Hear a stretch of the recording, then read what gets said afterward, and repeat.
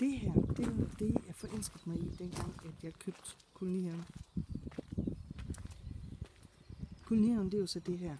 Det så simpelthen forfærdeligt ud, dengang jeg købte det. Det ser også forfærdeligt ud nu.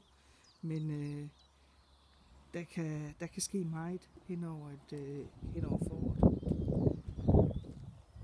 Gert og jeg, vi har fået bygget rigtig, rigtig mange ting her. Der er også mange ting, som heller ikke er blevet helt færdige endnu. Men igen, kommer tid, kommer råd, og så skal det nok ske. Vi har fået lavet sådan et rigtig, rigtig stort højbed her. Det er smadret godt, især når man godt kan lide at dyrke mynte til mojitos.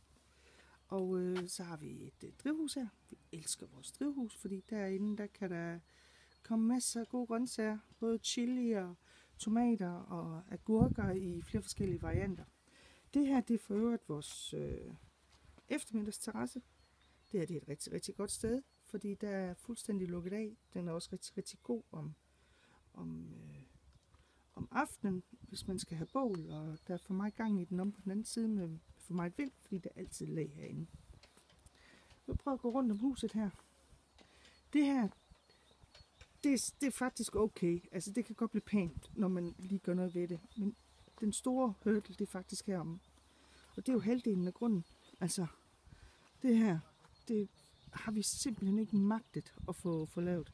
Vi har lavet så mange ting på huset. Vi har gjort huset rigtig, rigtig fint, og det trænger så lige til en gang maling igen.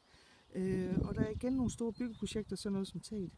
Men ellers så er det her område her, som vi rigtig godt kunne tænke os, at der bliver lavet noget ved.